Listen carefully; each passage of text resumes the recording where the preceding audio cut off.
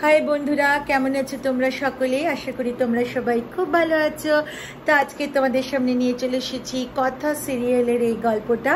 তো চলো আর দেরি না করে শুরু করা যাক। কথা সিরিয়াল আজকে কি হলো। তো welcome back to my channel serial update with Rinka.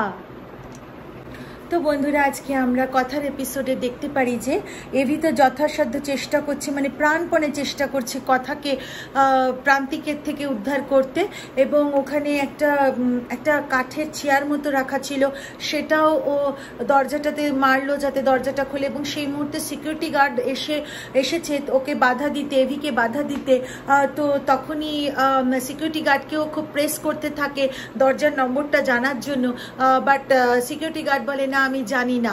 তো সেই মুহূর্তে সিকিউরিটি গার্ডকেও এভি আরো প্রেস করতে থাকে, সো দ্যাট মানে এভি জানতে পারে যে আর কোনো ওয়ে আছে কিনা কথা যে রুমে আছে সেখানে ইন করার জন্য, মানে সেখানে যাওয়ার জন্য। তো এবার আমরা দেখতে পারি যে ইনিশিয়ালি যদিও সিকিউরিটি গার্ড বলতে রাজি হয় না যে একটা জায়গা আছে, পরে যখন এভি খুব প্রেস করে তখন বলে হ্যাঁ একটা জানলা আছে। তো এবং সেই জানলাটা গিয়ে দেখায়। তো সেই জানলাটা দেখাতে মানে যখন সিকিউরিটি গার্ড দেখায় ওখানে জুনি এভি সকলে এসে পৌঁছায়। এবং অপরদিকে আমরা দেখতে পাই যে প্রান্তিক একটার পর একটা ইনসিডেন্ট মনে করতে থাকে, যে ওর বাবার জেলে যাওয়া, ওর জেলে যাওয়া, এই সমস্ত ঘটনাগুলো মাথায় আনতে থাকে। আর মানে কথাকে সেগুলো বলতে থাকে। তো কথা যে এতক্ষণ ধরে একটা ঘরে বন্ধ, তো তাতে কি হয় না কথার মাথা ঘুরে অজ্ঞান হয়ে পড়ে যায়। তো ইতিমধ্যে তো এভি আর জুনি এসে ওই জানলার কাছে এসেছে। এবার জানলা দিয়ে উঁকি মেরে দেখে যে কথা অজ্ঞান হয়ে পড়ে আছে। তো প্রান্তিক দেখতে পারে যে এভি জানলার কাছে। তো তখন প্রান্তিক বলে আমি ঠিক যেরকম চেয়েছিলাম সেরকমটাই হচ্ছে। এভি, তুমি জানলার কাছ অব্দি এসেছো, জানলার কাঁচটা হয়তো ভেঙে দিতে পারবে, কিন্তু এই গ্রিল তোমাকে আর কথাকে কোনোদিনও এক হতে দেবে না।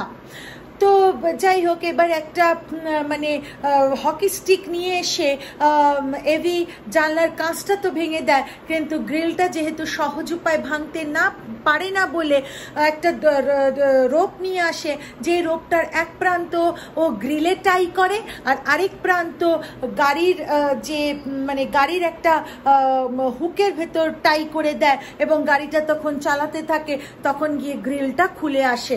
এবং এভি তখন ওই ঘরে ঢোকে এবং কথাকে মানে জ্ঞান ফেরানোর চেষ্টাও করতে থাকে। ওই মুহূর্তে প্রান্তিক বলে ওঠে, বাবা এরকম মেয়ের সাথে তুমি থাকো কি করে গো? একটু এন্টারটেনমেন্ট করতে চাইছিলাম, একেবারে অজ্ঞানী হয়ে গেল। তো এরকম তাহলে আলো অনেক খেলা খেলতে হবে এরকম কথার সাথে। এভি তো এই কথাটা কিছুতেই নিতে পারে না, প্রচন্ড ভাবে রেগে যায় এবং প্রান্তিককে বলে ওঠে তুই কথার সাথে খেলবি, দেখাচ্ছি তোকে মজা।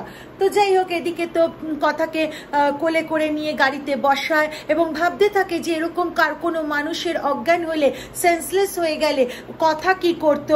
এবং ভাবে যে কথা তো গরম দুধ হলুদ মেশানো খাওয়াতো, তো সেটা দোকান থেকে কিনে খাওয়ায়। এবারে খাওয়ানোর চেষ্টা করে, জলের ছেটা দিয়ে জ্ঞান ফেরায় এবং তখন জ্ঞান ফিরে আসে আর পাচক মশাই বলে এভিকে জড়িয়ে ধরে।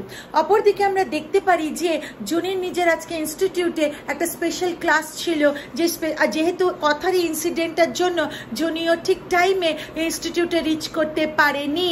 তো স্পেশাল ক্লাসের যে স্টুডেন্টরা বাইরে বেরিয়ে প্রচণ্ড ক্যাওয়াস করতে থাকে এবং পাশের যে রুমগুলোতে ক্লাস হচ্ছে সেখানেও ডিস্টার্ব হয়।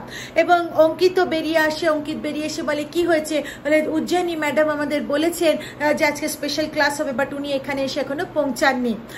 যখন এভি কথা আর জুনি ওদের ইনস্টিটিউটের দিকেই যাচ্ছে, কেন এভি জুনিকে ইনস্টিটিউটে না ভাবে, ওই মুহূর্তে অঙ্কিতের ফোন আসে এবং অঙ্কিত জুনিকে বলে তুমি কোথায়? তো তখন জুনি বলে আসলে একটা সমস্যা, কিন্তু পুরো কথা বলতেই দেয় না অঙ্কিত।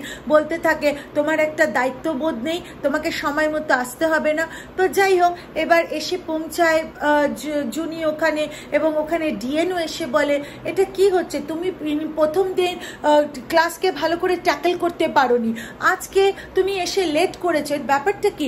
এদিকে তখন আবার অঙ্কিত বলে ওঠে ডিনকে যে আমিও ওনার হয়ে ক্ষমা চাইছি, অ্যান্ড এবং জুনিকেও কথা শোনায় যে প্রফেশনাল আর পার্সোনাল লাইফ আলাদা করতে শেখো। তো যাই হোক, এবার জুনি তো ক্লাসে যায় বা স্টুডেন্টরা ক্লাস করতে চায় না এবং মানে প্রচণ্ড হই হট্টগোল করতে থাকে। তো এদিকে তো আবার মানে জুনিও মনে মনে ভাবতে থাকে যে সকলের সামনে অঙ্কিতই আমাকে কথা শুনিয়েছে, তো এদের আর কি দোষ, এদের তো আর কোনো দোষই নেই। তো যাই হোক, এইসব হতে থাকে। এবার অপরদিকে আমরা আবার দেখতে পারি যে এভি আর কথা বাড়ি এসে পৌঁছেছে, আর কথা বলছে পাচক মশাই আপনি নিশ্চয়ই আমার উপর খুব রেগে আছেন, কেন আপনাকে না বলে আমি গেছিলাম প্রান্তিকের কাছে।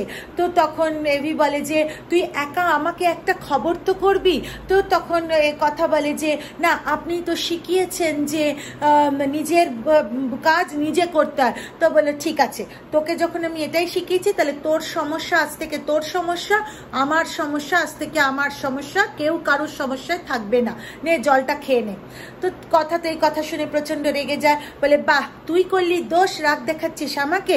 তো যাই হোক, এভি তো কোনো মতে মানানোর চেষ্টা করলো কথাকে। তো এরকম তো আর কি হলো। এরপরে আর কি এভি তো প্রচন্ড তেতে আছে, বললো কাল আমরা কথার বলে যাব, দেখবো প্রান্তিক কি করে তালা লাগিয়ে দেয় জায়গাটাকে। তো তখন কথা বলে দাঁড়ান পাচক মশাই, এরকম করলে চলে না, আগে আপনাকে একটুখানি মানে মাথা ঠান্ডা করে কাজ করতে হবে। প্রান্তিক মাথা গরম করে করছে, আপনিও মাথা গরম করে করবেন না, মাথা ঠান্ডা করে ওকে চালতে হবে। ও কিন্তু এখন খুব বুদ্ধিমান মতো কাজ করেছে, আমরা এরকম কিচ্ছু কাজ করতে পারবো না যেটা ওর এগেনস্টে যাবে। তো যাই হোক, আবার যেহেতু মানে কথার ওই মানে অজ্ঞান হয়ে যাওয়ার মুহূর্ত, বা ওই যে যখন প্রান্তিকের ঘরে ছিল কোমরে প্রচণ্ড জোর লেগেছে, তো এভি সেটা বুঝতে পারে, তাড়াতাড়ি করে কথাকে বসায় আর গরম জলের হট ব্যাগতে গরম জল নিয়ে আসে, কিন্তু ওটা থেকে জল পড়তে থাকে। তো বলে এতে তো জল পড়ছে, আর কোনো হট ব্যাগ নেই? বলছে। তখন কথা বলে যে না, বলে আশ্চর্য বাবা, বাড়িতে একটা জিনিসও ঠিকভাবে থাকে না, বলে ইস্ত্রি নিয়ে আসে, বলে ইস্ত্রি দিয়েই ভালো কাজ হবে। কথা তো প্রচন্ড ভয় পেয়ে যায়। তো বন্ধুরা, এটাই ছিল আজকের এপিসোড। আশা করি ভিডিওটা তোমাদের ভালো লেগেছে। তো ভিডিওটা ভালো লেগে থাকলে লাইক, শেয়ার আর কমেন্ট করে দিও, চ্যানেলটা সাবস্ক্রাইব করতে ভুলো না কিন্তু। চলো তাহলে দেখা হবে আরেকটা পরবর্তী ভিডিওতে, ততদিনের জন্য টাটা, ভালো থেকো, সুস্থ থেকো।